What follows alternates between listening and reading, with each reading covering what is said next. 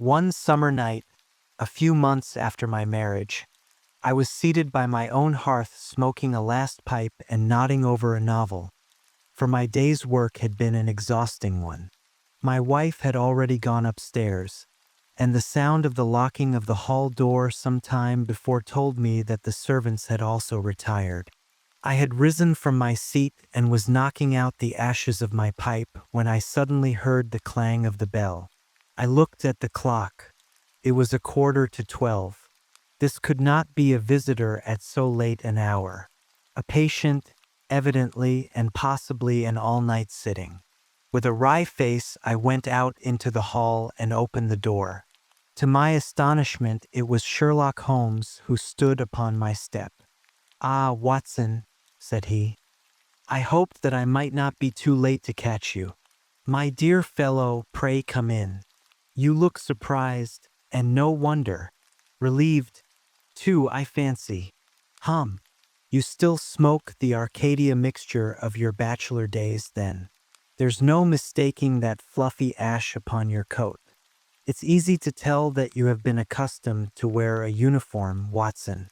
You'll never pass as a purebred civilian as long as you keep that habit of carrying your handkerchief in your sleeve. Could you put me up tonight?" "With pleasure. You told me that you had bachelor quarters for one, and I see that you have no gentleman visitor at present. Your hat stand proclaims as much. I shall be delighted if you will stay." "Thank you. I'll fill the vacant peg then. Sorry to see that you've had the British workman in the house. He's a token of evil. Not the drains, I hope." "No, the gas." "Ah, he has left 2 nail marks from his boot upon your linoleum just where the light strikes it." "No, thank you. I had some supper at Waterloo, but I'll smoke a pipe with you with pleasure." I handed him my pouch, and he seated himself opposite to me and smoked for some time in silence. I was well aware that nothing but business of importance would have brought him to me at such an hour, so I waited patiently until he should come round to it. "I see that you are professionally rather busy just now," said he, glancing very keenly across at me.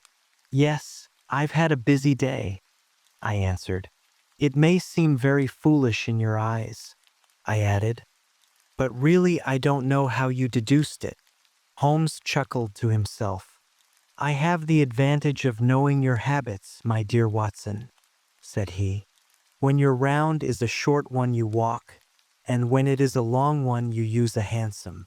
As I perceive that your boots, although used, are by no means dirty, I cannot doubt that you are at present busy enough to justify the hansom." "Excellent!" I cried.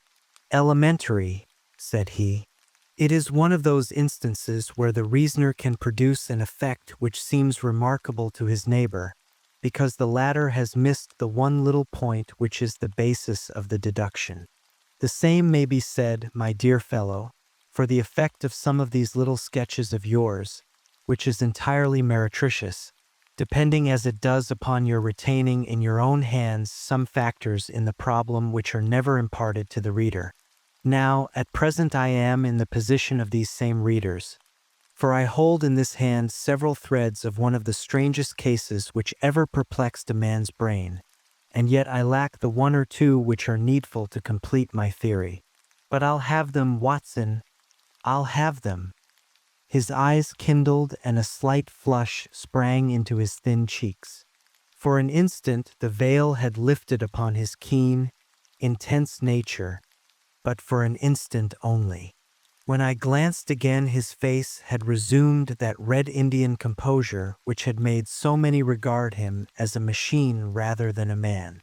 "The problem presents features of interest," said he. "I may even say exceptional features of interest. I have already looked into the matter, and have come, as I think, within sight of my solution. If you could accompany me in that last step, you might be of considerable service to me." "I should be delighted. Could you go as far as Aldershot tomorrow?" "I have no doubt Jackson would take my practice." "Very good. I want to start by the 11.10 from Waterloo. That would give me time. Then, if you are not too sleepy, I will give you a sketch of what has happened and of what remains to be done. I was sleepy before you came. I am quite wakeful now. I will compress the story as far as may be done without omitting anything vital to the case. It is conceivable that you may even have read some account of the matter. It is the supposed murder of Colonel Barclay of the Royal Munsters at Aldershot which I am investigating. I have heard nothing of it. It has not excited much attention yet, except locally. The facts are only 2 days old. Briefly, they are these. The Royal Munsters is, as you know, one of the most famous Irish regiments in the British Army. It did wonders both in the Crimea and the Mutiny, and has since that time distinguished itself upon every possible occasion. It was commanded up to Monday night by James Barclay, a gallant veteran who started as a full private, was raised to commissioned rank for his bravery at the time of the mutiny, and so lived to command the regiment in which he had once carried a musket. Colonel Barclay had married at the time when he was a sergeant, and his wife, whose maiden name was Miss Nancy Devoy, was the daughter of a former color sergeant in the same corps. There was, therefore, as can be imagined, some little social friction when the young couple, for they were still young, found themselves in their new surroundings. They appear, however, to have quickly adapted themselves, and Mrs. Barclay has always, I understand, been as popular with the ladies of the regiment as her husband was with his brother officers. I may add that she was a woman of great beauty, and that even now, when she has been married for upwards of 30 years, she is still of a striking and queenly appearance. Colonel Barclay's family life appears to have been a uniformly happy one. Major Murphy, to whom I owe most of my facts, assures me that he has never heard of any misunderstanding between the pair. On the whole, he thinks that Barclay's devotion to his wife was greater than his wife's to Barclay. He was acutely uneasy if he were absent from her for a day. She, on the other hand, though devoted and faithful, was less obtrusively affectionate. But they were regarded in the regiment as the very model of a middle-aged couple. There was absolutely nothing in their mutual relations to prepare people for the tragedy which was to follow. Colonel Barclay himself seems to have had some singular traits in his character. He was a dashing, jovial old sodder in his usual mood, but there were occasions on which he seemed to show himself capable of considerable violence and vindictiveness. This side of his nature, however, appears never to have been turned towards his wife. Another fact, which had struck Major Murphy and 3 out of 5 of the other officers with whom I conversed, was the singular sort of depression which came upon him at times. As the Major expressed it, the smile had often been struck from his mouth, as if by some invisible hand, when he has been joining the gaieties and chaff of the mess table. For days on end, when the mood was on him, he has been sunk in the deepest gloom. This and a certain tinge of superstition were the only unusual traits in his character which his brother officers had observed. The latter peculiarity took the form of a dislike to being left alone, especially after dark. This puerile feature in a nature which was conspicuously manly had often given rise to comment and conjecture. The 1st Battalion of the Royal Munsters, which is the old 117th, has been stationed at Aldershot for some years. The married officers live out of barracks, and the colonel has during all this time occupied a villa called Lachine, about half a mile from the North Camp. The house stands in its own grounds, but the west side of it is not more than 30 yards from the high road. A coachman and 2 maids form the staff of servants. These, with their master and mistress, were the sole occupants of Lachine, for the Barclays had no children, nor was it usual for them to have resident visitors. Now for the events at Lachine between 9 and 10 on the evening of last Monday.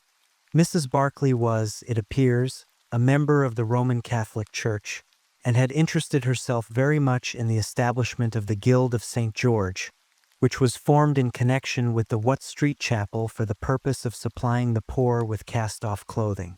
A meeting of the Guild had been held that evening at 8, and Mrs. Barclay had hurried over her dinner in order to be present at it. When leaving the house, she was heard by the coachman to make some commonplace remark to her husband, and to assure him that she would be back before very long. She then called for Miss Morrison, a young lady who lives in the next villa, and the two went off together to their meeting. It lasted 40 minutes, and at 9:15 Mrs. Barclay returned home, having left Miss Morrison at her door as she passed. There is a room which is used as a morning room at Lachine. This faces the road and opens by a large glass folding door onto the lawn. The lawn is 30 yards across and is only divided from the highway by a low wall with an iron rail above it. It was into this room that Mrs. Barclay went upon her return. The blinds were not down, for the room was seldom used in the evening, but Mrs. Barclay herself lit the lamp and then rang the bell, asking Jane Stewart, the housemaid, to bring her a cup of tea, which was quite contrary to her usual habits. The colonel had been sitting in the dining room, but hearing that his wife had returned, he joined her in the morning room. The coachman saw him cross the hall and enter it. He was never seen again alive. The tea which had been ordered was brought up at the end of 10 minutes. But the maid, as she approached the door, was surprised to hear the voices of her master and mistress in furious altercation. She knocked without receiving any answer, and even turned the handle, but only to find that the door was locked upon the inside. Naturally enough, she ran down to tell the cook, and the two women with the coachman came up into the hall and listened to the dispute which was still raging. They all agreed that only two voices were to be heard, those of Barclay and of his wife. Barclay's remarks were subdued and abrupt, so that none of them were audible to the listeners. The ladies, on the other hand, were most bitter, and when she raised her voice could be plainly heard. "You coward!" she repeated over and over again. "What can be done now? What can be done now? Give me back my life. I will never so much as breathe the same air with you again. You coward! You coward!" Those were scraps of her conversation, ending in a sudden dreadful cry in the man's voice, with a crash and a piercing scream from the woman. Convinced that some tragedy had occurred, the coachman rushed to the door and strove to force it, while scream after scream issued from within. He was unable, however, to make his way in, and the maids were too distracted with fear to be of any assistance to him. A sudden thought struck him, however, and he ran through the hall door and round to the lawn upon which the long French windows open. One side of the window was open, which I understand was quite usual in the summertime, and he passed without difficulty into the room.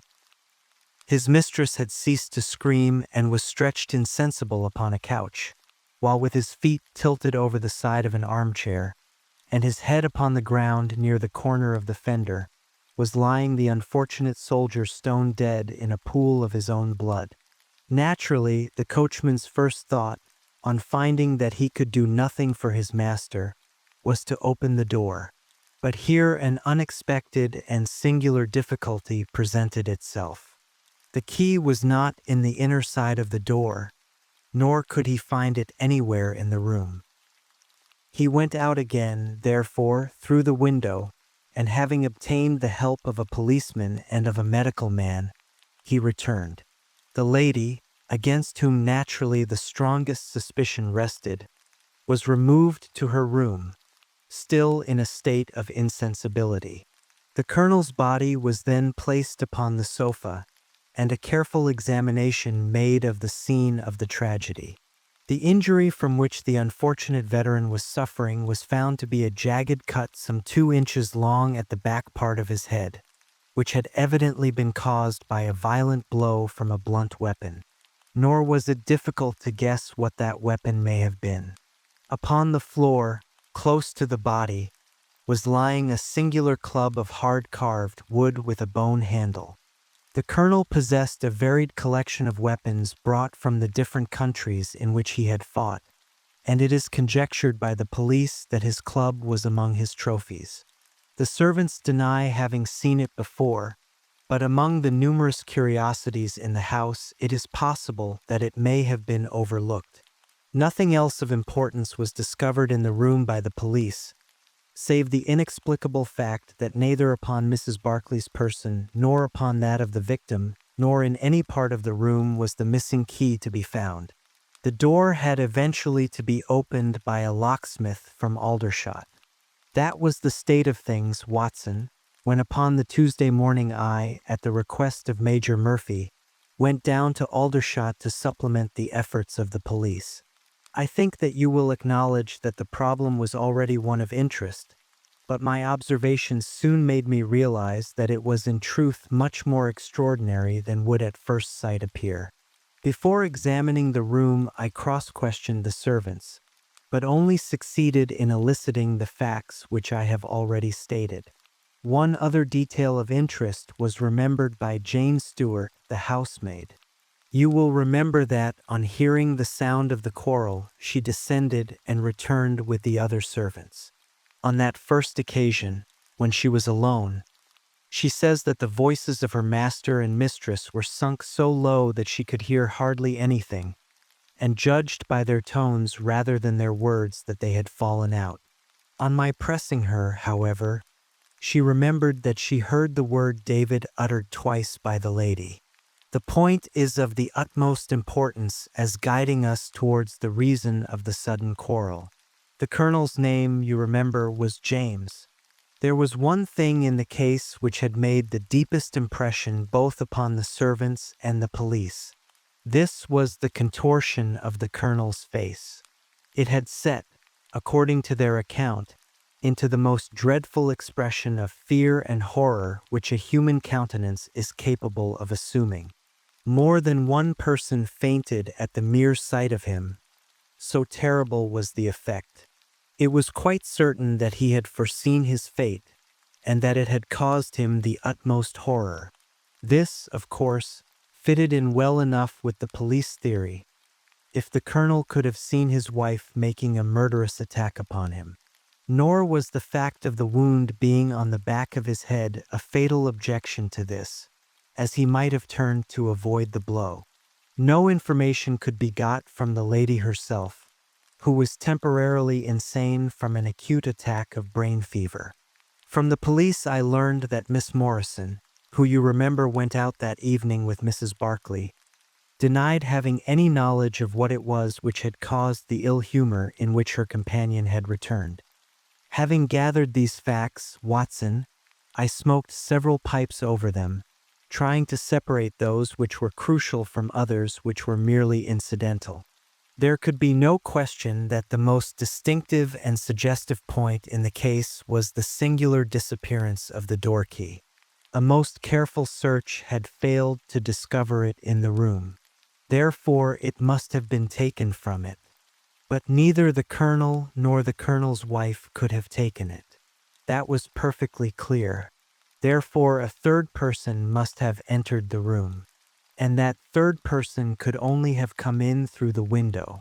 It seemed to me that a careful examination of the room and the lawn might possibly reveal some traces of this mysterious individual. You know my methods, Watson.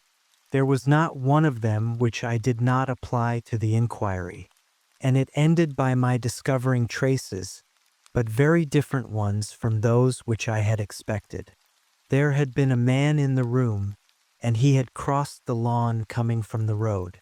I was able to obtain 5 very clear impressions of his footmarks. One in the roadway itself, at the point where he had climbed the low wall, 2 on the lawn, and 2 very faint ones upon the stained boards near the window where he had entered. He had apparently rushed across the lawn, for his toe marks were much deeper than his heels. But it was not the man who surprised me. It was his companion. His companion! Holmes pulled a large sheet of tissue paper out of his pocket and carefully unfolded it upon his knee. "What do you make of that?" he asked. The paper was covered with the tracings of the footmarks of some small animal. It had 5 well-marked footpads, an indication of long nails, and the whole print might be nearly as large as a dessert spoon. "It's a dog," said I. "Did you ever hear of a dog running up a curtain?" I found distinct traces that this creature had done so. "A monkey, then?" "But it is not the print of a monkey." "What can it be, then?" "Neither dog nor cat nor monkey nor any creature that we are familiar with. I have tried to reconstruct it from the measurements. Here are 4 prints where the beast has been standing motionless.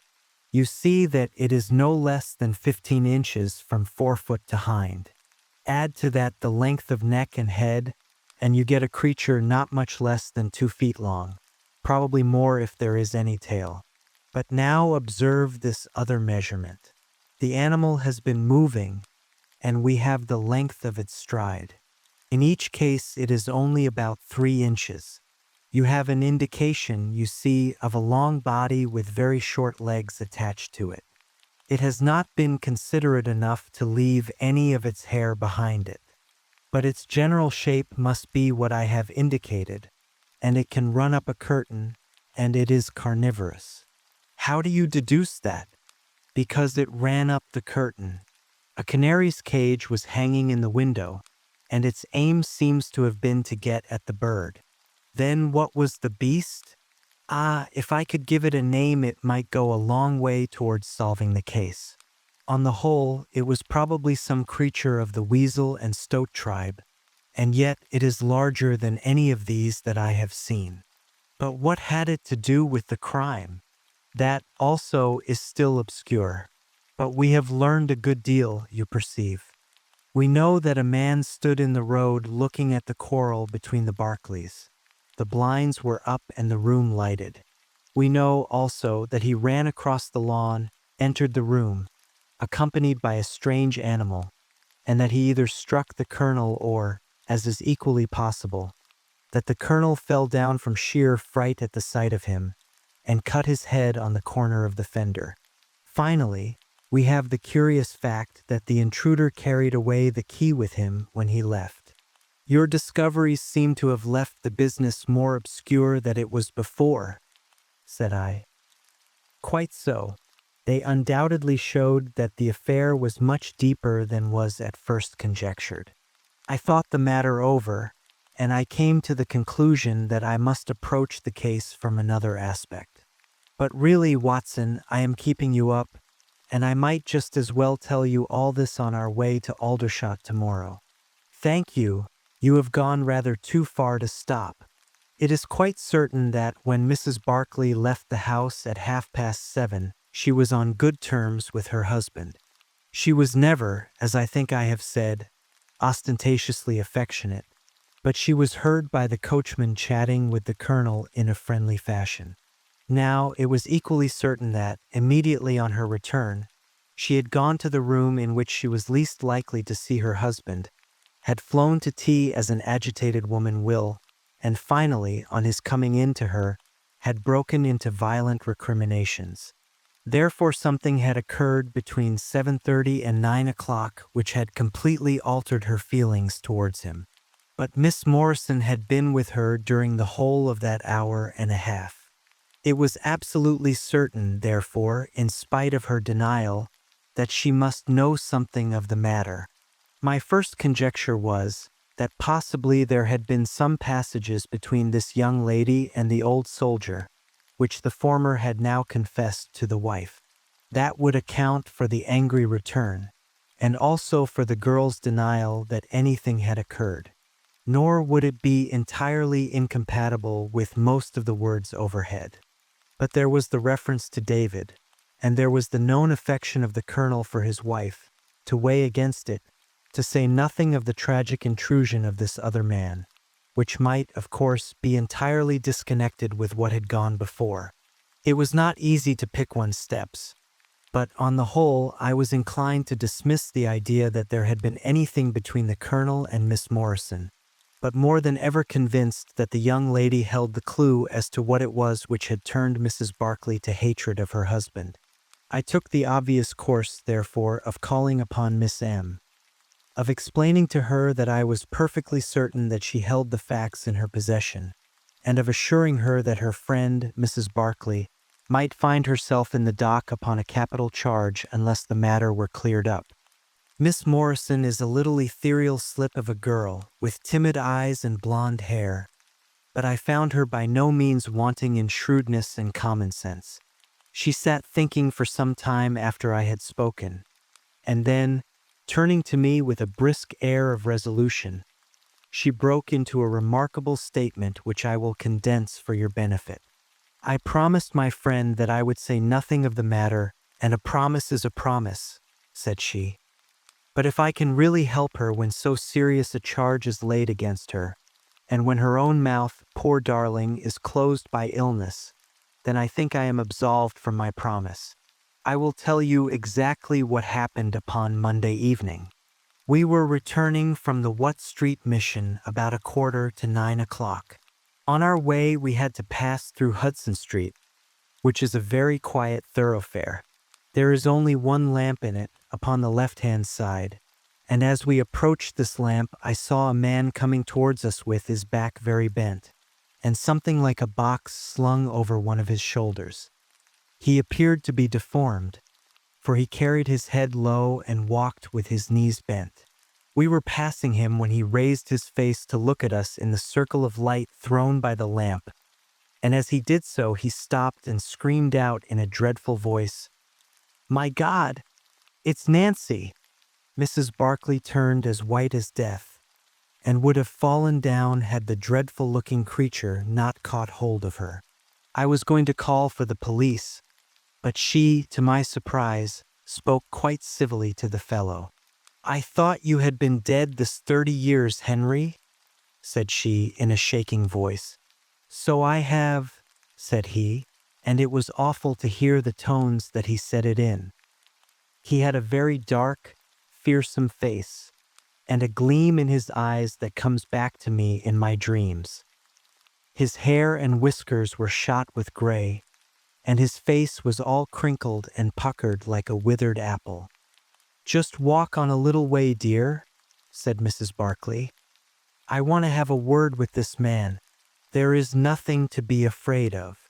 She tried to speak boldly, but she was still deadly pale and could hardly get her words out for the trembling of her lips. I did as she asked me, and they talked together for a few minutes.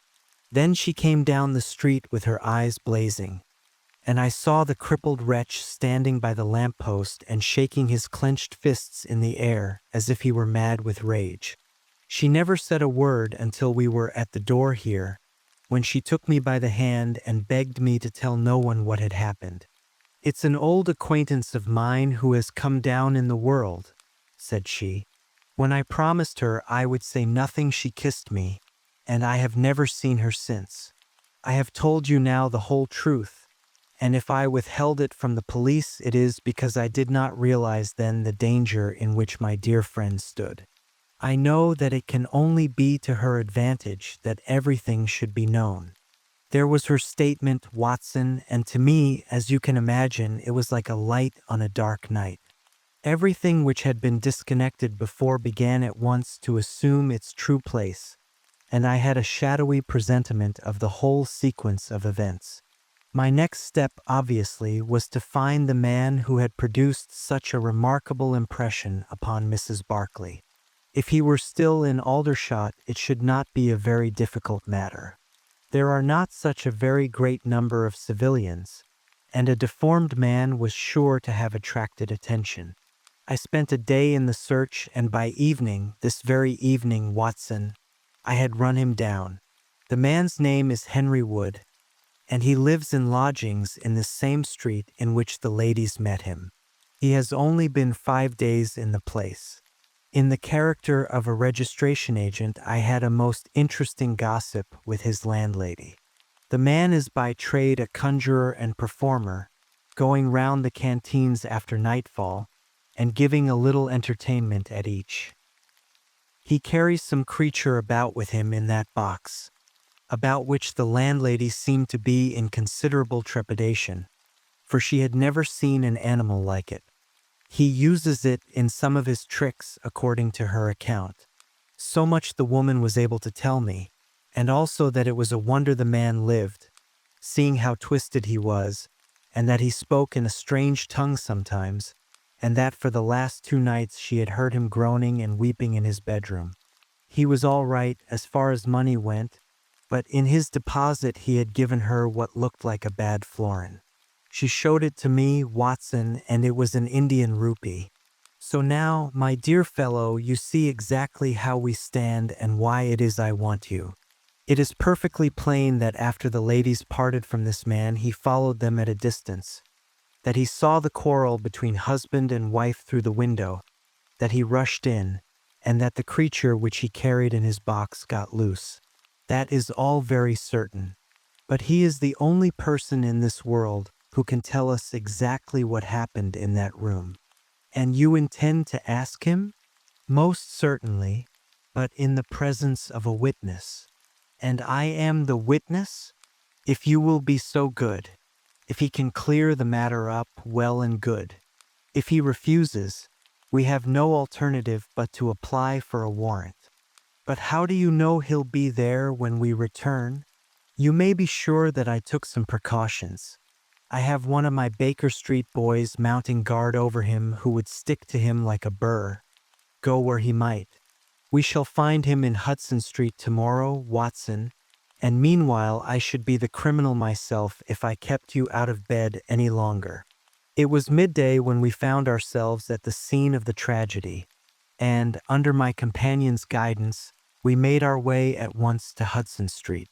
In spite of his capacity for concealing his emotions, I could easily see that Holmes was in a state of suppressed excitement, while I was myself tingling with that half-sporting, half-intellectual pleasure which I invariably experienced when I associated myself with him in his investigations. "This is the street," said he, as we turned into a short thoroughfare lined with plain 2-storied brick houses. "Ah, here is Simpson to report. He's in all right, Mr. Holmes?" cried a small street Arab running up to us. "Good Simpson," said Holmes, patting him on the head. "Come along, Watson. This is the house." He sent in his card with a message that he had come on important business, and a moment later we were face to face with the man whom we had come to see. In spite of the warm weather, he was crouching over a fire, and the little room was like an oven. The man sat all twisted and huddled in his chair in a way which gave an indescribably impression of deformity. But the face which he turned towards us, though worn and swarthy, must at some time have been remarkable for its beauty. He looked suspiciously at us now out of yellow-shot, bilious eyes, and, without speaking or rising, he waved towards 2 chairs. "Mr. Henry Wood, late of India, I believe," said Holmes affably. "I've come over this little matter of Colonel Barclay's death. What should I know about that? That's what I want to ascertain. You know, I suppose, that unless the matter is cleared up, Mrs. Barclay, who is an old friend of yours, will in all probability be tried for murder." The man gave a violent start. "I don't know who you are," he cried, "nor how you come to know what you do know, but will you swear that this is true that you tell me? Why, they are only waiting for her to come to her senses to arrest her. My God, are you in the police yourself? No. What business is it of yours, then? It's every man's business to see justice done. You can take my word that she is innocent. Then you are guilty. No, I am not. Who killed Colonel James Barclay, then? It was a just providence that killed him. But mind you this, that if I had knocked his brains out, as it was in my heart to do, he would have had no more than his due from my hands. If his own guilty conscience had not struck him down, it is likely enough that I might have had his blood upon my soul. You want me to tell the story?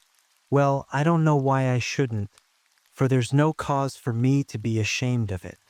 It was in this way, sir. You see me now with my back like a camel and my ribs all awry. But there was a time when Corporal Henry Wood was the smartest man in the 117th Foot. We were in India then, in cantonments at a place we'll call Bertie. Barclay, who died the other day, was sergeant in the same company as myself, and the belle of the regiment, I, and the finest girl that ever had the breath of life between her lips, was Nancy Devoy, the daughter of the color sergeant. There were two men that loved her, and one that she loved, and you'll smile when you look at this poor thing huddled before the fire, and hear me say that it was for my good looks that she loved me. Well, though I had her heart, her father was set upon her marrying Barclay. I was a harum-scarum, reckless lad, and he had had an education, and was already marked for the sword belt. But the girl held true to me, and it seemed that I would have had her when the mutiny broke out, and all hell was loose in the country. We were shut up in Bertie, the regiment of us with half a battery of artillery, a company of Sikhs, and a lot of civilians and womenfolk. There were 10,000 rebels round us, and they were as keen as a set of terriers round a rat cage. About the second week of it our water gave out, and it was a question whether we could communicate with General Neal's column, which was moving up country. It was our only chance, for we could not hope to fight our way out with all the women and children, so I volunteered to go out and to warn General Neal of our danger. My offer was accepted, and I talked it over with Sergeant Barclay, who was supposed to know the ground better than any other man, and who drew up a route by which I might get through the rebel lines. At 10 o'clock the same night I started off upon my journey. There were 1,000 lives to save, but it was of only one that I was thinking when I dropped over the wall that night. My way ran down a dried-up watercourse, which we hoped would screen me from the enemy's sentries. But as I crept round the corner of it, I walked right into 6 of them, who were crouching down in the dark waiting for me. In an instant I was stunned with a blow and bound hand and foot. But the real blow was to my heart and not to my head, for as I came to and listened to as much as I could understand of their talk, I heard enough to tell me that my comrade, the very man who had arranged the way that I was to take, had betrayed me by means of a native servant into the hands of the enemy. Well, there's no need for me to dwell on that part of it. You know now what James Barclay was capable of. Bertie was relieved by Neal next day, but the rebels took me away with them in their retreat, and it was many a long year before ever I saw a white face again. I was tortured and tried to get away, and was captured and tortured again. You can see for yourselves the state in which I was left. Some of them that fled into Nepal took me with them, and then afterwards I was up past Darjeeling. The hill folk up there murdered the rebels who had me, and I became their slave for a time until I escaped. But instead of going south, I had to go north until I found myself among the Afghans. There I wandered about for many a year, and at last came back to the Punjab, where I lived mostly among the natives and picked up a living by the conjuring tricks that I had learned. What use was it for me, a wretched cripple, to go back to England or to make myself known to my old comrades?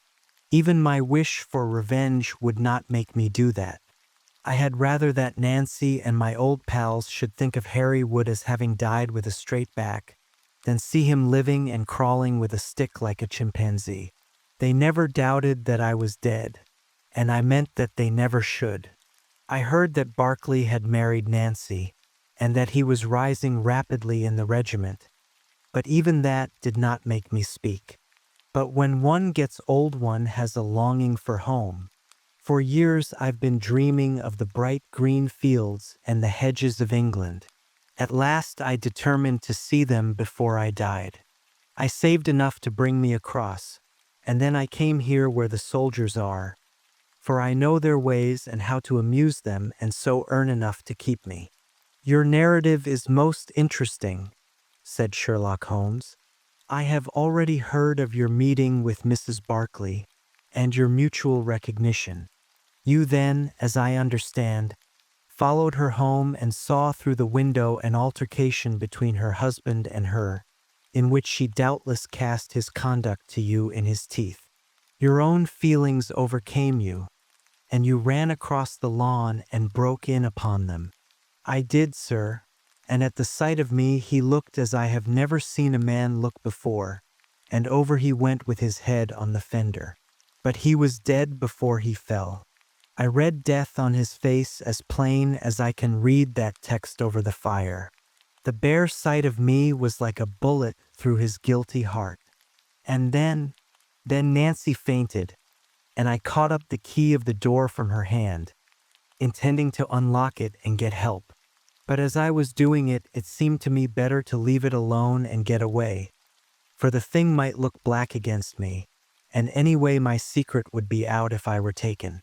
In my haste, I thrust the key into my pocket and dropped my stick while I was chasing Teddy, who had run up the curtain. When I got him into his box, from which he had slipped, I was off as fast as I could run." "Who's Teddy?" asked Holmes. The man leaned over and pulled up the front of a kind of hutch in the corner. In an instant out there slipped a beautiful reddish-brown creature, thin and lithe, with the legs of a stoat, a long, thin nose, and a pair of the finest red eyes that ever I saw in an animal's head. "It's a mongoose," I cried. "Well, some call them that, and some call them ichneumon," said the man. "Snake catcher is what I call them, and Teddy is amazing quick on cobras. I have one here without the fangs, and Teddy catches it every night to please the folk in the canteen." "Any other point, sir?" "Well, we may have to apply to you again if Mrs. Barclay should prove to be in serious trouble. In that case, of course, I'd come forward. But if not, there is no object in raking up this scandal against a dead man, foully as he has acted. You have at least the satisfaction of knowing that for 30 years of his life, his conscience bitterly reproached him for this wicked deed. Ah, there goes Major Murphy on the other side of the street. Goodbye, Wood. I want to learn if anything has happened since yesterday." We were in time to overtake the Major before he reached the corner. "Ah, Holmes," he said, "I suppose you have heard that all this fuss has come to nothing? What then? The inquest is just over. The medical evidence showed conclusively that death was due to apoplexy. You see, it was quite a simple case after all." "Oh, remarkably superficial," said Holmes, smiling. "Come, Watson, I don't think we shall be wanted in Aldershot any more." "There's one thing," said I as we walked down to the station. "If the husband's name was James and the other was Henry, what was this talk about David? That one word, my dear Watson, should have told me the whole story had I been the ideal reasoner which you are so fond of depicting. It was evidently a term of reproach." "Of reproach?" "Yes, David strayed a little occasionally, and on one occasion in the same direction as Sergeant James Barclay. You remember the small affair of Uriah and Bathsheba? My biblical knowledge is a trifle rusty, I fear, but you will find the story in the 1st or 2nd of Samuel."